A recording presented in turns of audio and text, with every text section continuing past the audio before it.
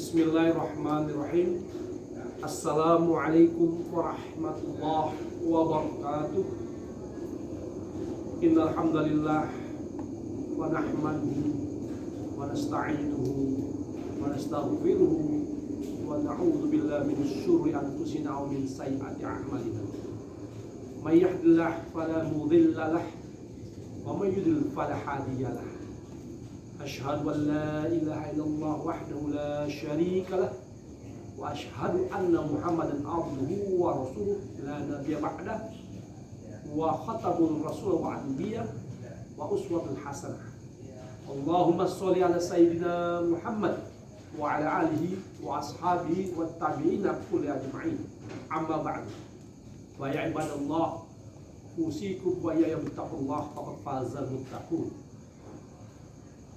Qala ta'ala fil Qur'anil 'azim, ya ayyuhalladzina amanu taqullaha haqqa tuqatih wa la tamutunna illa wa antum muslimun.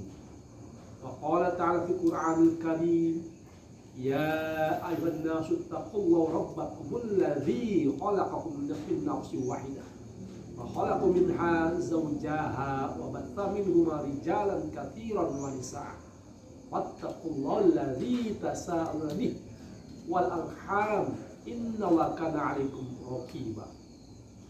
Wa qala ta'ala fil Qur'anil karim, ya ayyuhalladzina amanu taqullaha wa qulu qawlan sadida yuslih lakum a'malakum wa yaghfir lakum dzunubakum wa may yuti'illah wa rasulahu faqad faza fawzan 'azima. Wa qala ta'ala fil Qur'anil karim, innallaha wa malaikatahu yusholluna 'alan nabi ya ayyuhalladzina amanu shollu 'alaihi wa sallimu taslima. Shadaqallahul 'azim. Para pemirsa sidang sholat subuh yang berbahagia dimanapun berada, alhamdulillah kita berjumpa lagi. Mari kita senantiasa panjatkan rasa syukur kita kehadirat Allah, Zat yang Maha Rahman, yang Maha Rahim, yang telah memberikan kita berbagai nikmat, wabil khusus nikmat iman, nikmat Islam, nikmat ihsan, nikmat kesehatan, dan insya Allah keluangan waktu, sehingga kita bisa bersegera hadir untuk bersama-sama menunaikan ibadah sholat subuh, lalu mujahadah bersama dengan membaca Al-Quran dan menyampaikan satu hikmah-hikmah yang insya Allah memberikan kebaikan buat kita semua. Para hadirin sidang sholat subuh yang berbahagia, mari pula kita mengiringi rasa syukur kita kepada Allah dengan menyampaikan salam penghormatan kita kepada Nabi Muhammad SAW, zat Rasul yang memberikan kita penerang, yang merupakan akhir zaman, membawa risalah penerang alam semesta kepada keluarga, para sahabat, dan juga para pengikutnya. Semoga Allah memberikan beliau, keluarga, para sahabat, dan juga pengikutnya termasuk kita keselamatan dan pertolongan dunia wal akhirat. Amin amin ya rabbal alamin. Para pemirsa, tema subuh kita kali ini adalah kita ingin mengupas sedikit tentang rahasia-rahasia yang terkandung di dalam surat-surat Al-Quran. Salah satunya adalah surat Sulaiman yang menyatakan terkait keberadaan kerajaan Ratu Bilqis. Ketika itu Raja Sulaiman berkuasa. Raja Sulaiman ingin memberikan satu pencerahan kepada Ratu Bilqis dengan memindahkan kerajaan Ratu Bilqis ke hadapan kerajaan Raja Sulaiman.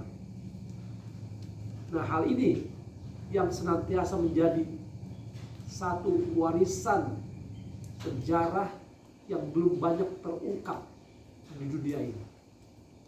Oleh karena itu, pada saat kesempatan kali ini, saya ingin mengajak para pemirsa untuk bagaimana kita mencoba menjawab keberadaan kerajaan Ratu Bilqis yang banyak para intelektual, ilmuwan menyatakan bahwa kerajaan Ratu Bilqis itu ada di benua Afrika dan di antara 3 negara, apakah itu Yaman, Ethiopia, dan atau Eritrea. Para sejarawan masih menganggap kerajaan Ratu Bilqis ini ada di 3 wilayah tersebut. Sementara kerajaan Raja Sulaiman itu sendiri ada di wilayah Palestina yang saat ini sedang diduduki oleh Israel. Nah, hal ini yang terus menjadi PR buat kita semua untuk menggali lebih nyata lagi, dan kita yakin bahwa apa yang dikatakan Al-Quran itu benar. Nah, saat ini yang akan kita lakukan adalah bagaimana kita mengambil pelajaran. Nah, baru saja pagi ini saya menerima teks dari teman yang ada di Maroko yang mengetengahkan satu pandangan artikelnya yang sangat bagus tentang kedaulatan teknologi sovereignty. Saat ini dunia dalam satu kompetisi besar, apakah itu Amerika, Rusia, dan Cina di bidang teknologi.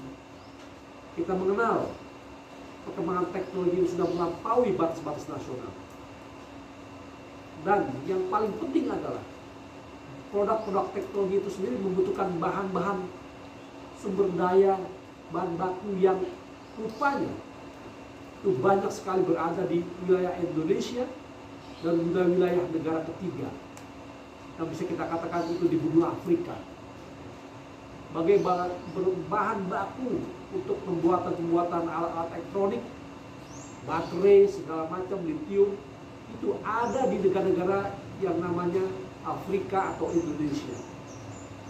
Jadi kami teringat pesan dari Presiden kita Pak Prabowo bahwa bangsa Indonesia itu harus mandiri, harus bisa menjadi satu bangsa yang mandiri terhadap berbagai produk. Kita bahan baku ada, tapi kita tidak memprosesnya sampai jadi. Kita hanya bisa mengekspor, mengimpor dari luar negeri. Padahal bahan bakunya itu adalah dari Indonesia. Ini satu pelajaran menarik, pemirsa. Bagaimana kita turut berkompetisi dalam era yang disebut the Fourth Industrial Revolution, yang tandanya adalah teknologi kedaulatan atau kedaulatan teknologi. Jadi kembali tadi bahwa pesan Raja Sulaiman itu sangat mengisyaratkan bahwa Afrika dalam hal ini adalah sumber daya yang sangat besar. Oleh karena itu, sudah selayaknya lah apa yang dilakukan oleh pimpinan-pimpinan Indonesia ketika itu, Pak Soekarno dalam Konferensi Asia Afrikanya yang telah mencetuskan gerakan bersama menjadi era baru, New Order. Bagaimana Indonesia dan negara-negara Afrika bisa membangun negerinya dengan dasar kemandirian. Tentu kita perlu berkolaborasi, namun kita harus bijaksana di dalam mengekspor sumber daya yang ada di negara kita. Mari para pemirsa, kita gali terus makna dari pernyataan Raja Sulaiman dan mengundang Ratu Bilqis sehingga dia kagum dengan kerajaan Raja Sulaiman. Ini PR buat kita. Semoga kita bisa menjawab dalam arti sesuai kemampuan kita dan bikin yang terbaik buat bangsa ini. Demikian. Wassalamualaikum warahmatullahi wabarakatuh.